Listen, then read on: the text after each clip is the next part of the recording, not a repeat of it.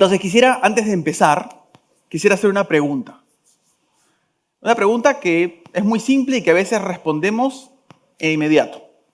¿Cómo estás? Cuando alguien te pregunta por la calle, ¿cómo estás? ¿Tú qué dices? Bien. ¿No? Bien. Bien. Pero nunca se te ocurre decir, mira, estoy pasando por tentaciones, o no sé cómo voy a pagar la cuota del auto, o el crédito hipotecario, tengo un problema enorme en casa porque resulta que hay un conflicto, que mi hijo se peleó con un chico del colegio. Nunca decís, no comentas eso, ¿no? Puede ser que puedes estar muriéndote en deudas, ahogándote en ansiedad, pero igual en tu mente es como, sí, pues yo estoy bien, ¿no? No pasa nada. Y ese impulso de respuesta, esa suerte de voy a decir esto en automático, nos puede pasar también en la vida espiritual. Yo soy cristiano, ¿sí? Amén, listo. Y lo tomo como algo que ya está tan metido en mi día a día o en mi rutina, que simplemente digo, sí, pues soy cristiano, sí. Sí, ¿he recibido salvación? Sí, estoy salvo, sí. Y de alguna manera, la profunda realidad de lo que es la salvación se nos puede pasar desapercibida en medio de la rutina y el acostumbrarnos a la gracia, el acostumbrarnos a esa realidad de quién es Cristo. Y en esa cruz de Cristo, por supuesto, estamos hablando, el Señor nos muestra esa realidad de ese profundo amor de Dios y también de su justicia satisfecha en lo que está pasando ahí, ¿no? Porque el pecado impedía tener una relación con Dios, ¿cierto? Pero también la cruz de Cristo habla algo sobre nosotros. Cuando decimos Cristo salva, ¿qué se necesita para que Cristo salve? Bueno, por supuesto, ese deseo y ese amor de Dios que lo lleva a la cruz a salvarnos, por supuesto, ¿sí? Pero de otro lado, para que alguien me salve, ¿qué tiene que pasar conmigo? Tengo que necesitar ser salvado, ¿cierto? Tengo que reconocer mi propia necesidad de ser salvado y que yo no puedo. Y esa realidad, ese yo no puedo, quizás sean las tres palabras más difíciles de articular juntas. Porque todo en la sociedad nos habla de, no, sí puedes, sí, adelante, no, dale, está bien, sigue tu corazón, avanza, lo que sea. Pero esto de yo no puedo y necesito ser salvado es una realidad que a veces es difícil de procesar. Y hoy día vamos a ver en Romanos 5 4 diferentes esferas de lo que implica esa salvación, ese reconocimiento de que no podemos y cómo cambia todo cuando Cristo entra a tallar. Y si les parece, podemos orar para que el Señor nos dirija y pueda guiarnos en la reflexión de su palabra, ¿sí? Oramos. Padre, muchas gracias por el enorme regalo de la salvación. Gracias porque podemos estar reunidos aquí delante de ti. Gracias porque podemos estar ahora delante de tu trono de gracia por los méritos de Cristo Jesús. Confiamos en ti, Señor, y te pedimos que tú, por favor, obres, que tú nos guíes, que tú nos muestres ese camino a seguir. Lo rogamos, Señor, en nombre de Cristo Jesús. Amén.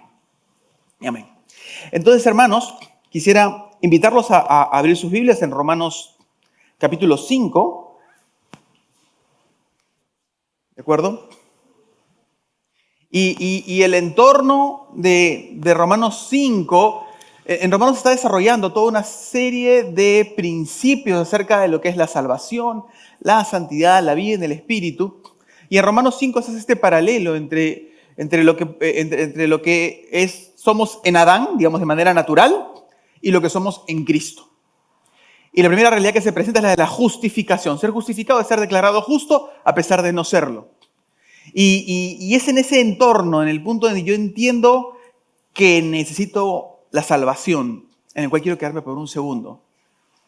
Tú que has recibido a Cristo, ¿te acuerdas cómo era cuando no lo tenías? ¿Te acuerdas eso? ¿Te acuerdas de dónde te sacó?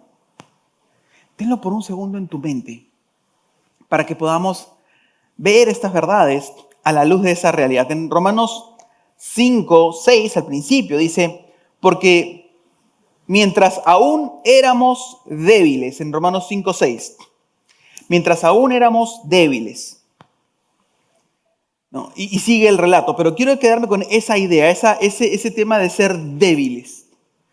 ¿A algunos de ustedes les gusta la idea de la debilidad? Algunos dicen, sí, qué bueno ser débil. ¿No? Excelente. Soy débil, soy más débil. Qué buena idea.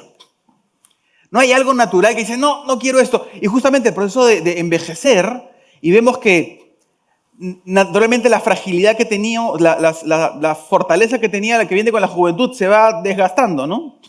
Y uno lo va sintiendo, ¿no? Cada paso de década, alguno cada paso de años, va sintiendo y dice, sí, pues esto no solía ser así. Yo podía hacer otras cosas. Y me voy sintiendo más y más débil. Y Pablo refiere eso y dice débiles. Ahora, ¿a qué se refiere esta debilidad? No es una debilidad de fortaleza física. Un comentarista lo traduce como impotentes, sin fuerza. Y es que tiene sentido. Si es que yo quiero relacionarme con un Dios santo, todopoderoso, eterno, yo me doy cuenta que en mí mismo no tengo la capacidad, no tengo la fuerza, el poder, la potencia de decir, sí, Dios, aquí estoy y quisiera tener una relación contigo. No puedo. Es esa la debilidad de la que está hablando Pablo. Y de alguna manera, la realidad de que es imposible que podamos nosotros rescatarnos a nosotros mismos está en la médula del tema de Cristo salva. ¿Por qué? Porque yo necesito esa salvación. Y el problema con el mundo allá afuera es simplemente que no quiere aceptar que necesita esa salvación. Y puede estar ahogándose en problemas, en tristezas, en lo que tú quieres, pero no quiere eso, porque hay que reconocer esta primera realidad de que yo soy débil, impotente, que no hay forma de que yo pueda tener esa relación. Y es curioso porque no importa el poder, la fuerza, la capacidad de armar una guerra nuclear en el mundo que pueda tener un ser humano en la tierra, es igual de impotente de poder tener esa relación con Dios. Es como si la cruz de Cristo nos pusiera a todos al mismo nivel en ese sentido. Somos exactamente igual de débiles, de impotentes para poder tener esa relación con Dios. Y ese mensaje como que no nos gusta, ¿no? Porque no importa lo que la gente pueda ver afuera.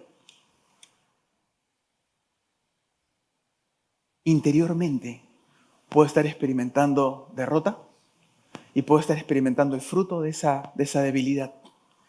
Y si tú hoy día te sientes débil e incapaz de tener una relación con Dios, hoy día puedes decir, ¿sabes qué, Señor? Yo quiero que haya un cambio en mi vida.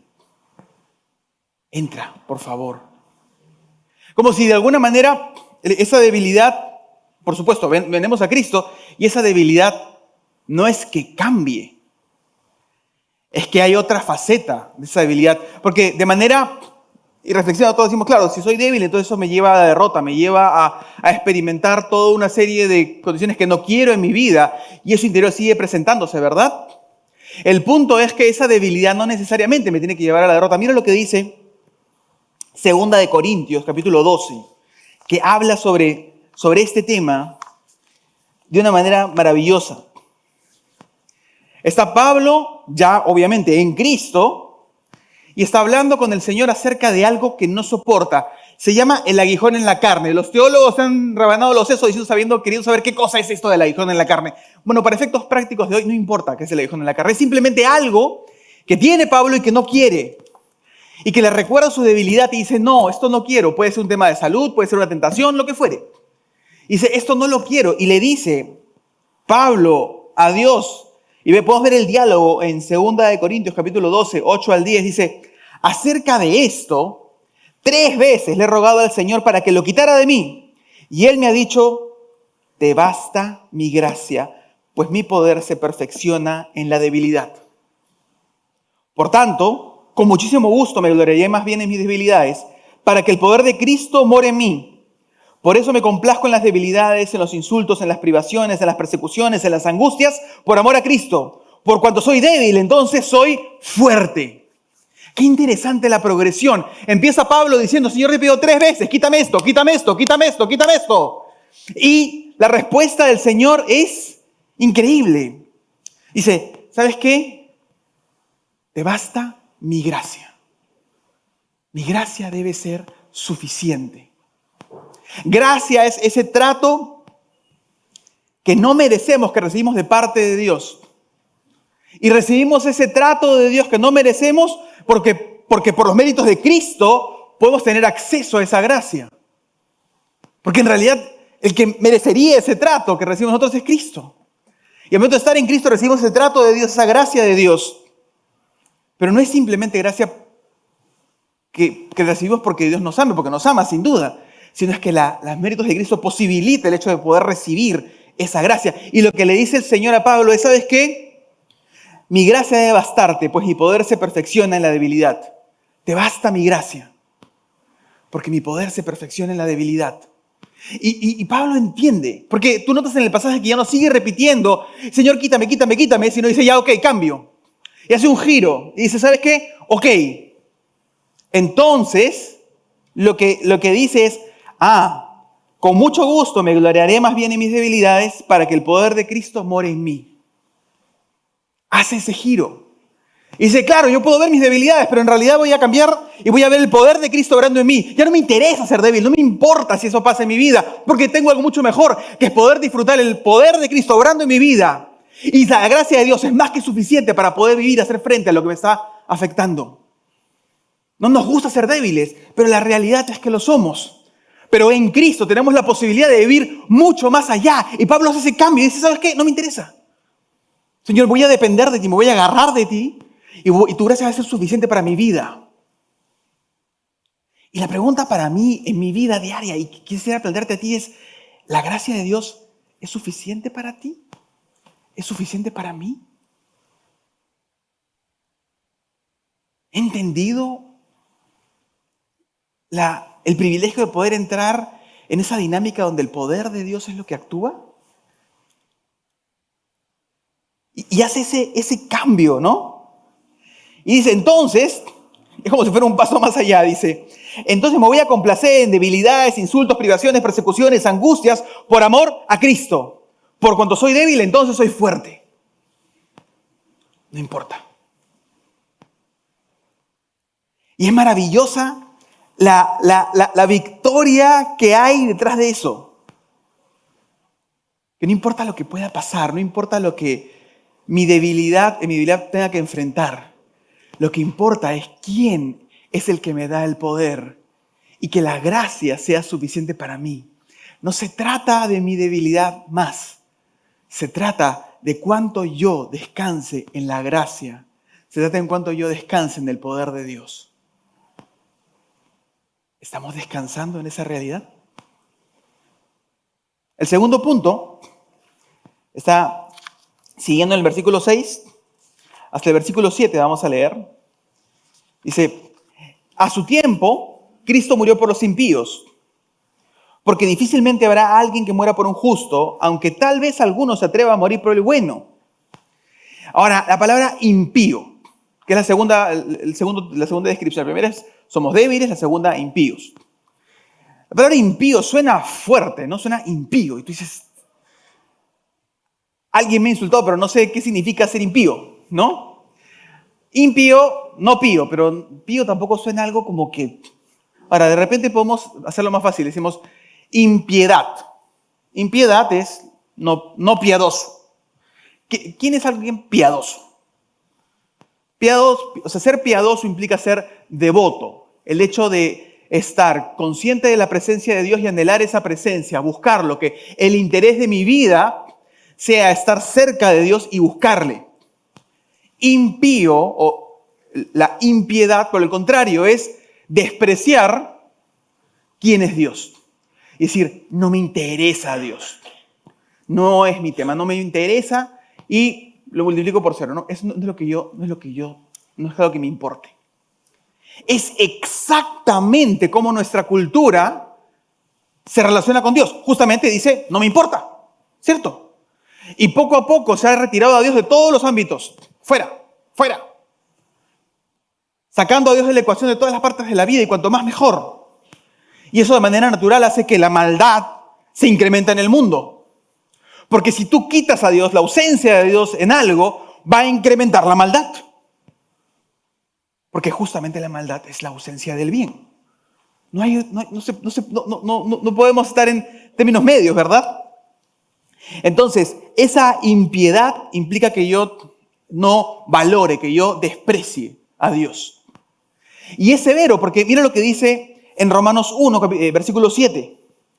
Habla de la realidad de la ira de Dios. La ira de Dios se revela desde el cielo ¿contra qué? Contra toda impiedad e injusticia de los hombres que con injusticia restringen la verdad. La ira de Dios se revela desde el cielo contra la impiedad y la injusticia. La impiedad, estamos hablando de ese deseo de, ¿sabes qué? Yo desprecio quién es Dios, desprecio esa relación, desprecio lo espiritual. Y la injusticia habla de un trato inequitativo entre los hombres. Digo, ¿sabes qué? No importa lo que sea correcto, no me interesa. Yo voy a velar por mi propio egoísmo y rompo esa relación entre los hombres. Una relación rota entre Dios y rota entre los hombres. Y contra eso se revela la ira de Dios. Ahora, ¿qué cosa es la ira de Dios? Porque la ira de Dios tenemos que entenderla porque a veces usamos términos humanos para poder referirnos a Dios, pero Dios, la ira, por lo general, es un estado temporal que tenemos, ¿de acuerdo? Podemos estar en ira y luego podemos estar en amor y tener ira y tener amor a la vez no es algo que sea consistente para nuestro cerebro, ¿cierto? Es decir, oye, ¿amas a esta persona o estás en ira con esa persona? No entiendo. En el caso de Dios, pasa esta cosa curiosa en que yo puedo estar bajo la ira de Dios y ser amado por Dios. Si estoy sin Cristo, pasa eso. Dices, entonces, ¿qué cosa es la ira de Dios? La ira de Dios es la respuesta natural de un Dios justo, porque Dios no es un Dios de ira, es un Dios justo, pero que ante la presencia del pecado, en particular de la impiedad y la injusticia, tiene esa actitud contraria, porque la justicia de Dios demanda que Él se muestre en contra de todo lo que representa el pecado.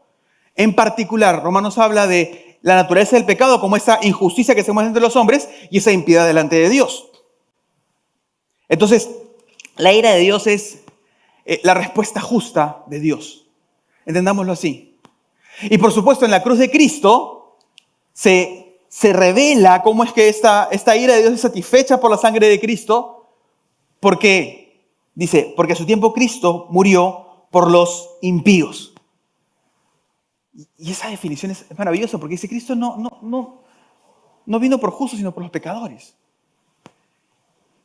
Y la idea es, aquellos que no les interesaba, que menospreciaban, que no les interesaba a Dios, bueno, Cristo vino por ellos. Y cuando tú piensas y dices, ¿sabes qué? De repente tengo un amigo que no le interesa nada el tema espiritual, no le importa nada el tema, le ha dado la espalda a Dios, por él vino Cristo. Eso es lo que está diciendo el texto. Como estaba yo antes, cuando no me interesaba el tema de las cosas espirituales, cuando no me importaba quién era Cristo, vino por mí, igual por ti. Y cuando tú veas a alguien que le ha dado la espalda, que ha sacado a Dios de su ecuación, que no le interesa lo espiritual, por él vino Cristo. Acuérdate, por él vino Cristo. Por ella vino Cristo. Porque es lo que está diciendo el texto, por los impíos, sí, ellos, nosotros, antes. Porque Dios no quiere que nos quedemos ahí, ¿cierto? Y esta imagen de Cristo viendo por los impíos habla de hace como un paralelo único, diciendo, ¿sabes qué? No hay un paralelo para el amor de Dios. Que aquel que le da la espalda, lo desvaloriza, no le importa, por amor viene. Porque quiere cambiar eso. Y esas personas que no quieren la piedad, que no les interesa una relación con Dios, cambia. Mira por un segundo conmigo en Hebreos 4, cómo cambia la figura.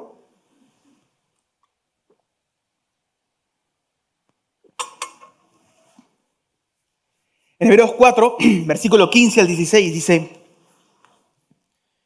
porque no tenemos un sumo sacerdote que no pueda compadecerse de nuestras flaquezas, sino uno que ha sido tentado en todo, como nosotros, pero sin pecado. Por tanto, acerquémonos con confianza al trono de la gracia, para que recibamos misericordia y hallemos gracia para la ayuda oportuna. Nosotros esto del trono de gracia y acercarnos, no lo tenemos tan claro, porque en nuestra sociedad no hay reyes, ¿cierto? No hay reyes. No existe esa idea. Pero en el tiempo que se escribió esto, tú no te podías tocar la puerta al César y decirle, César, aquí estoy, quiero hablar contigo. ¿No? Es más, no puedes ni darle la puerta, no puedes ni entrar ni a Roma. ¿No? Tú no podías llegar alegremente a un rey y decirle, ¿sabes qué? Quiero tener una audiencia contigo. No tenías acceso. Y lo que está reflejando este pasaje es, claro, visto junto con Romanos, es aquellos que no les interesaba, que menospreciaban, que despreciaban quién es Dios, ahora tienen acceso directo a su trono de gracia. Y es curioso porque a veces el hecho de tener todo este acceso no lo pesamos lo suficiente. Y simplemente nos quedamos en esta suerte de, ok, sí, soy cristiano, vengo a la iglesia, voy a mi grupo pequeño y puedo reducir mi vida cristiana al hecho de poder simplemente tener actividades y contactos y una rutina religiosa a la que sigo. Pero de eso no está hablando el pasaje. El pasaje habla, primero, de ese profundo amor de Dios y un sacerdote, Cristo, que puede compadecerse de nosotros, que sabe lo que es ser humano. Y puede mirarte. Y puede verme a mí. En mi propia debilidad, como hemos visto, ¿no? Nuestra propia debilidad. Y puede compadecerse. No es simplemente el hecho de que yo tenga acceso, sino que existe esta relación de amor, donde yo puedo tener acceso y puedo experimentar esa salvación y los beneficios de la salvación día a día. Qué triste es ser un piadoso indiferente. Porque si no nos ha llamado a ser piadosos, en el sentido de buscar, valorar, perseverar, anhelar la presencia de Dios. Pero si yo soy un piadoso indiferente de la presencia de Dios, tengo una suerte de contradicción en mi vida, ¿cierto? Y mi desafío para ti y para mí mismo también es, ¿estoy aprovechando ese acceso que el Señor Jesucristo ya consiguió? ¿Estoy dejando que todas las distracciones que me ofrece el mundo digital, que son interesantes y hasta muy buenos los beneficios del mundo digital, me roben el acceso conseguido por la sangre de Cristo? Piensa por un segundo, pensemos juntos, ¿cómo usamos nuestro tiempo? Cuando queremos descansar, ¿en qué pensamos? ¿Es en acceder a la presencia de Dios? ¿A ese sumo sacerdote que se compadece de mí? ¿O es, sí, necesito descansar, voy a tomar el celular, voy a ver una película, voy a distraerme? Y no estamos en contra, por supuesto, de las distracciones, pero en nuestro mundo las distracciones están glorificadas. Y yo puedo dejar que eso me robe acceder a donde necesito estar para encontrar ¿qué cosa? ¿Qué es lo que dice el pasaje? Para recibir misericordia y además hallemos gracia para la ayuda oportuna. Es que interesante eso. La gracia que no solamente está enfocada en el perdón, sino una gracia enfocada en esa ayuda oportuna para mantener esa relación con Dios vigente y vibrante, ¿no?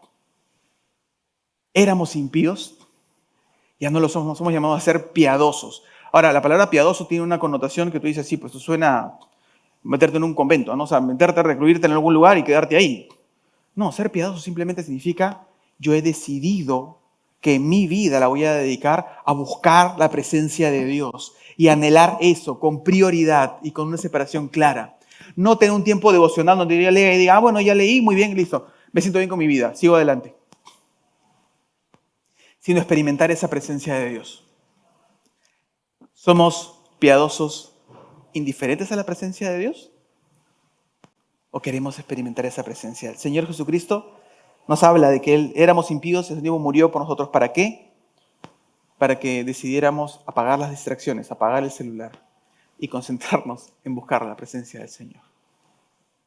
El tercer punto, en Romanos 8, versículos 8 y 9, dice, pero Dios muestra su amor para con nosotros en que siendo aún pecadores, Cristo murió por nosotros. Entonces, mucho más, habiendo sido ahora justificados por su sangre, seremos salvos de la ira de Dios por medio de Él. Y claro, la tercera es ser pecadores, ¿cierto? Se nos define como débiles, impíos, pecadores. Pero lo curioso es que en cada caso, esa realidad cambia con la cruz de Cristo. Bueno, la debilidad no cambia, simplemente tenemos la posibilidad de tener ese poder de Dios.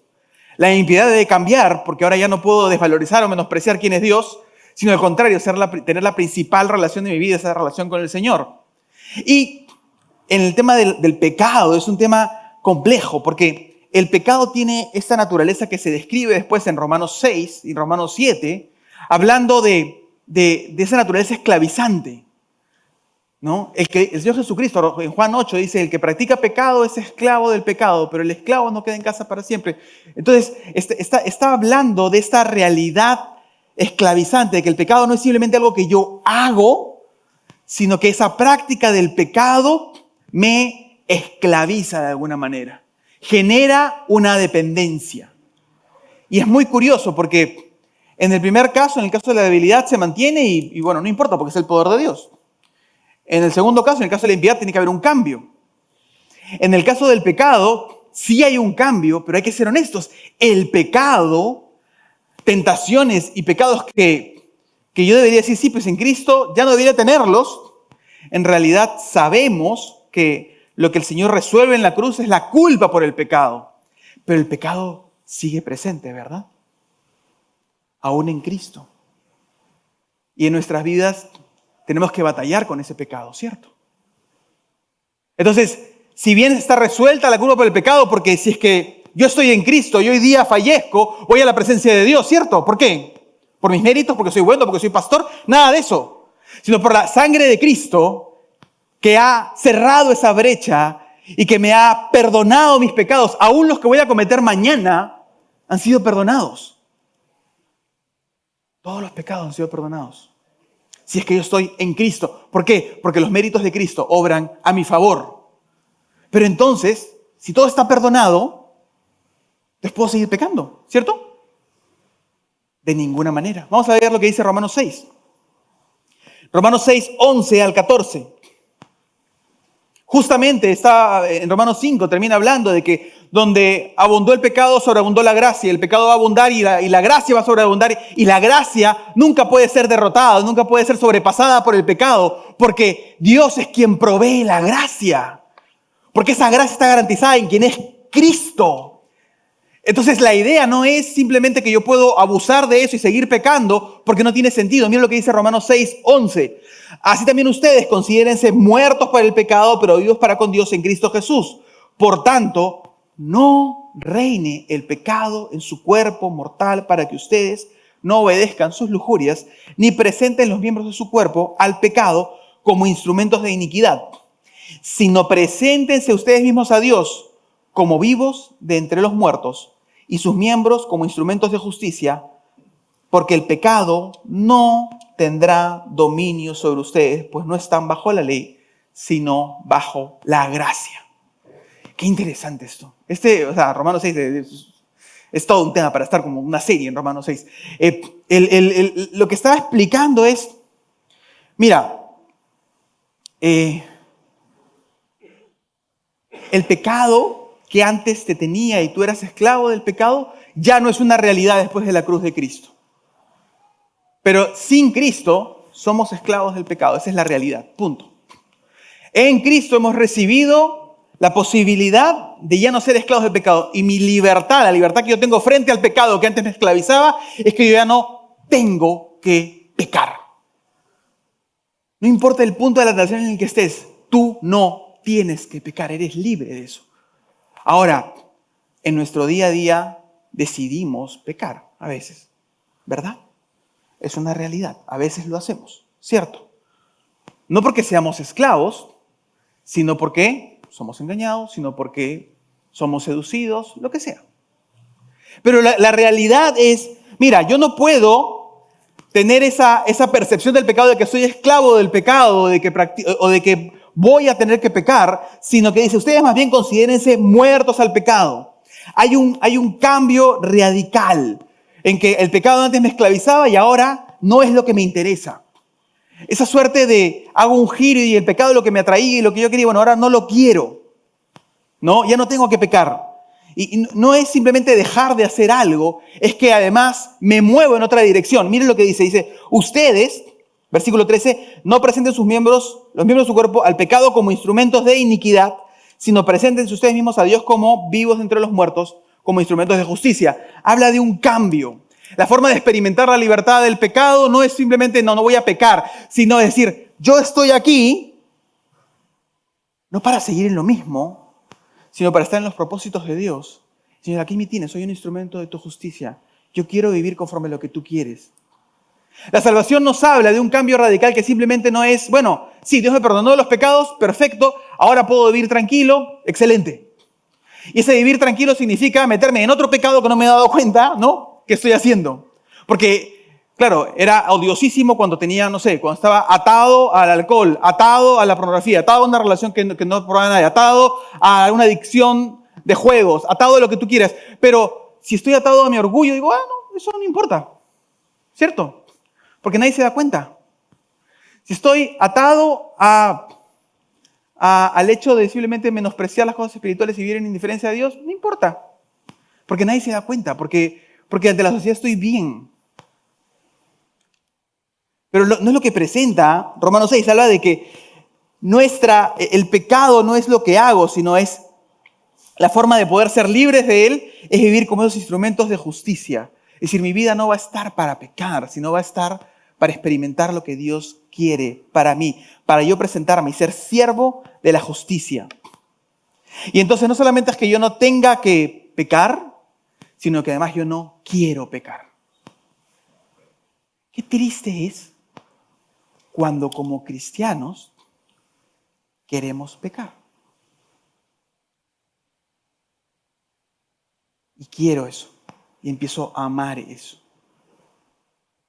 Y cuando pasa eso en mi corazón y en tu corazón, es que tenemos una enorme crisis porque no hemos entendido lo que es la salvación en este ámbito más profundo. ¿Sabes qué? No tengo que pecar, pero además no estoy aquí para simplemente no tener que pecar, sino no querer hacerlo.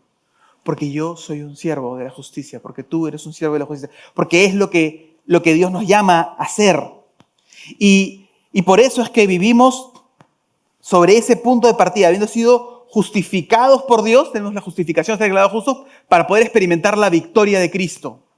No para seguir en lo mismo, no para seguir en esos pecados. Claro, la presencia del pecado se va a mantener, por supuesto. Vamos a seguir batallando con el pecado, sin duda. Pero cuando viene la tentación, hay dos formas de verlo, básicamente. Bueno, mira, nadie es perfecto. Estoy batallando con esto. De repente todo el mundo cae. Entonces yo podría caer. Es una forma de verlo. La otra forma de verlo, según Romanos 6, es, mira, ahí está el pecado, queriendo tener nuevamente señorío sobre mi vida, creyendo que es mi dueño, pero ya no lo es. Y yo puedo decir, ¿sabes qué? En este momento que quiero pecar, voy a un Señor y digo, Señor, en este momento estoy queriendo pecar. Es un absurdo. Yo soy siervo tuyo. Ayúdame. Cambia mi corazón para no querer hacerlo, sino anhelarte a ti, anhelar esa libertad que tienes, que tengo en Cristo Jesús. Y poder experimentar la maravilla de ese Dios que te saca de ahí y te dice, ven. ¿El problema cuál es? Es que a veces, como dijimos al inicio, hay cosas de las cuales no queremos ser salvados. Y ese es nuestro problema. ¿Tienes un problema con el pecado? Quizá no es que no puedas contra él, sino que no quieres renunciar a él. O de repente yo no quiero renunciar a él. Piénsalo.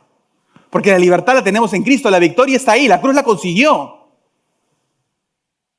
¿Quieres o no quieres?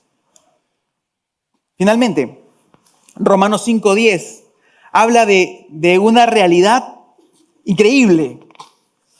Habla de que, versículo 10 y 11 leemos, dice, porque si cuando éramos enemigos, fuimos reconciliados con Dios por la muerte de su Hijo, mucho más, habiendo sido reconciliados, seremos salvos por su vida. No solo eso, sino que también nos gloriamos en Dios por medio de nuestro Señor Jesucristo, por quien ahora hemos recibido la reconciliación. Qué fuerte ese término, ¿no? Enemigos. Éramos enemigos. Dice, oye, pero yo nunca recuerdo haberme puesto en guerra con Dios. Yo no estaba pensando en, oye, Dios, estoy en contra tuya. O sea, yo nunca hice una declaración así cuando no tenía a Cristo. No sé si tú la hayas hecho, ¿no? Pero difícilmente es algo que verbalizamos, ¿cierto? De lo que estaba hablando es que en el terreno espiritual no hay punto medio, no hay Suiza, no hay forma de estar ni aquí ni allá. O estás con Dios o estás en su contra. Es la manera como se entiende. ¿Por qué? Porque si Dios es Dios, Él debe tener nuestra atención de Dios, de Creador, de Señor. Si yo me rehúso a hacerlo, estoy en rebeldía con ese Dios y por lo tanto soy enemigo de Dios. Es así de simple. Claro, en nuestro mundo humano, donde todo el humano es la medida de todas las cosas, somos humanistas, nos es difícil, ¿no? Como que, no, pero no es así, que injusto. ¿Pero qué? ¿Injusto qué? Dios te creó. Nos ha dado todo, nos da vida. Si puedo respirar en ese segundo es porque Dios me da vida. Y cada minuto es un regalo de la gracia de Dios. Si yo no reconozco esa realidad, ¿qué estoy haciendo? Es un insulto, ¿cierto? Al Creador. Si es que en realidad Él es el Creador, como lo que lo es, ¿cierto? Entonces, esa enemistad te habla de una realidad diferente, de que hay un enfrentamiento natural. ¿Por qué? Porque si tú eliges un bando, estás en el otro. Lo siento, es así. No hay neutralidad. No hay Suiza en el mundo espiritual. Dios Jesucristo lo puso de esa manera. El que no recoge, desparrama. El que no recoge, desparrama. No hay otra forma. No puedes quedarte a la mitad. Y esa realidad es compleja, porque claro, habla de una pugna, ¿no? Y frente a eso, tú dices, oye, pero ¿cómo hago para poder reconciliarme si estoy en mis pecados? Bueno, justamente la cruz de Cristo viene y nos puede reconciliar. Y ese concepto de reconciliación es maravilloso, porque no solamente te dice, bueno, hay un perdón de los pecados, sin duda, ¿no? Hay un acceso perfecto. La debilidad tiene el poder de Dios, sino hay una reconciliación. Y esa reconciliación tiene embebido un concepto, el de relacionarte. Tú no te reconcilias con alguien con quien no te relacionas. Tú puedes perdonar a alguien y ya te perdono. Ok, te perdono, ya, listo, vive tu vida. Pero una reconciliación habla de esa necesidad de poder volver a tener una relación, de tener una relación, tener una cercanía. No simplemente es haber cumplido un mecanismo, sino tener esa reconciliación y poder experimentar esa unidad. Ese poder estar en Cristo y poder recibir de Él la vida. Mira lo que dice 2 de Corintios capítulo 5 sobre este tema de la reconciliación. 2 de Corintios 5, 8 al 12, vamos a leer, 18 al 21. Dice, 2 de Corintios 5, 18. Y todo esto procede de Dios, quien nos reconcilió con Él por medio de Cristo y nos dio el ministerio de la reconciliación. Es decir, que Dios estaba en Cristo reconciliando al mundo con Él mismo, no tomando en cuenta a los hombres sus transgresiones, y nos ha encomendado a nosotros la palabra de la reconciliación. Por tanto, somos embajadores de Cristo, como si Dios rogara por medio de nosotros. En nombre de Cristo les rogamos, reconcíliense con Dios. Al que no conoció pecado, lo hizo pecado por nosotros, para que fuéramos hechos justicia de Dios en Él. No hay barreras ya. O sea, hemos experimentado esta reconciliación y ya no hay una barrera que nos separe porque Cristo la rompió. Pero es curioso porque habla de que reconcilió consigo mismo al mundo. Como si eso que se quebró y que se rompió en Génesis 3 con la caída, se está reconciliando en Cristo. Y ahora ya no tenemos que experimentar la separación con Dios, sino podemos experimentar una relación con Él. Es curioso porque si yo estaba en enemigo de Dios, ahora se convirtió eso en una relación y vamos en la misma dirección. Ya no hay eso. Y no tiene sentido cuando yo pretendo decirle a Dios, no, esto no. ¿Te ha pasado eso? Que Dios te dice, haz esto y tú guardas silencio. El silencio es cómplice porque el silencio es un no en realidad, ¿no? Y usted dice, oye, háblale a esta persona. El Espíritu Santo pone esa carga en tu corazón. Y dices, uy, no sé, no puedo, ¿qué será? Pero mira lo que dice este pasaje. Habla de que los que hemos recibido la reconciliación, ¿qué tenemos? ¿Qué encargo tenemos? Tenemos un ministerio, ¿cierto? Nos dio el ministerio de la reconciliación. ¿A quiénes? A los pastores.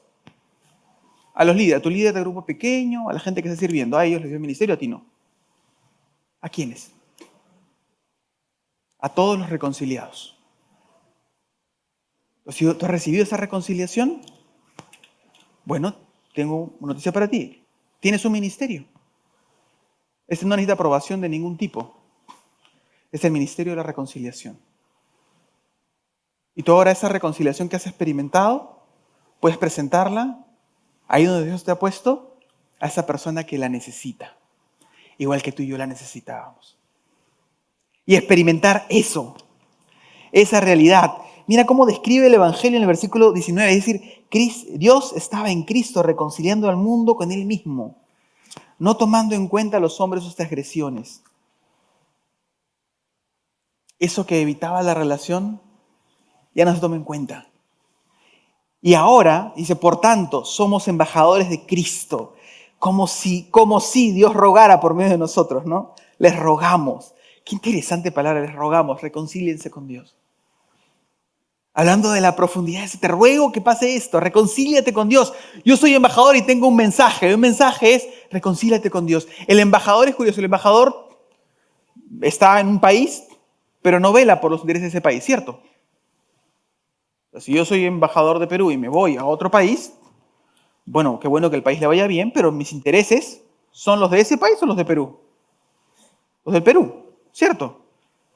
Cuando yo soy un embajador, mi vida no tiene los mismos intereses ni las mismas expectativas que la gente de ese país. Yo estoy buscando por el bienestar de ese país, de mi propio país. En este caso, me tiene sin cuidado lo que pase con el mundo, porque mi enfoque como hijo de Dios es el reino de Dios.